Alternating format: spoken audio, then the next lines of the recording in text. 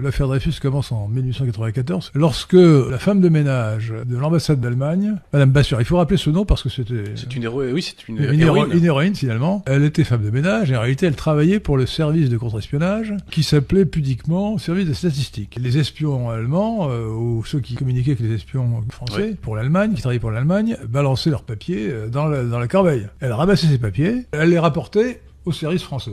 Et c'est ainsi qu'on a trouvé un bordereau, un document écrit par un espion français, qui évidemment ne signait pas, qui disait, voilà, je peux vous fournir telle pièce sur le déploiement des troupes de campagne, un certain nombre d'informations très précises. Et la première chose que démontre Maître Adrien Abozy, c'est que seul Alfred Dreyfus, qui travaillait donc au service en question, avait tous les éléments. Et la deuxième chose, c'est l'affaire de la dictée. Parce que lorsqu'on a découvert ce bordereau, les soupçons se sont portés sur Dreyfus. On lui a fait faire une dictée, innocemment, sous je ne sais quel prétexte. Et au moment où le texte de la dictée reprenait les formules du bordereau, il a changé son écriture. Ce qui prouve qu'il connaissait le texte du bordereau. C'est une preuve accablante en soi. La troisième preuve accablante, c'est que les experts en écriture sérieux, comme le grand Bertillon, ont reconnu son écriture. La quatrième preuve accablante, c'est qu'il a fait des aveux devant deux officiers. Oui, c'est très important. Lorsqu'il a été soumis à la dégradation, avant d'être envoyé à l'île du Diable en Guyane, et il a avoué devant deux officiers qui ne se connaissaient pas et qui tous les deux ont témoigné. Et qui en ont parlé immédiatement autour d'eux. Qu'est-ce qu'on peut encore ajouter comme preuve ? Il se trouve que l'attaché parlementaire italien, Panisardi, était l'amant de l'attaché allemand qui s'appelait Schwarzkoppen.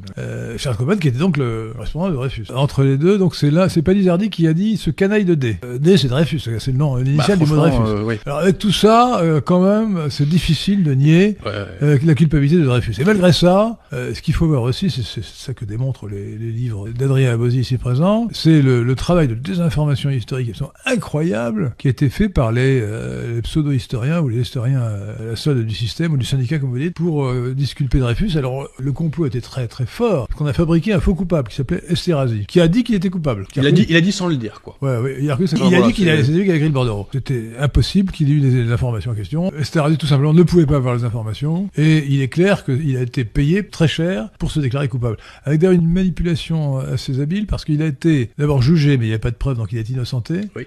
Et ensuite, il pouvait dire qu'il était coupable, puisque comme il était protégé par l'autorité de la chose jugée, vous qui êtes avocat, vous voyez bien la chose. Oui. Et ensuite, il pouvait dire ce qu'il voulait. Il avait une immunité, en quelque sorte. Il était immunisé juridiquement. Oui, tout à fait. C'est incroyable, mais c'est ça. Mais ils sont forts en face, hein. L'opération était balèze, hein. La débauche d'énergie, de corruption et de meurtre qui était mise en œuvre par le syndicat, comme vous dites. Alors, les gens de l'époque, souvent, dans notre monde, parlaient carrément du syndicat juif, hein. Mais dans le syndicat juif, il y avait des non-juifs, comme Clémenceau et Émile Zola. Qui était payé pour faire son fameux article que vous appelez un torchon, le fameux article que j'accuse. Ah oui, c'est un torchon, oui, tout à fait. Torchon totalement diffamatoire. Oui. Il a été condamné pour ça. Je crois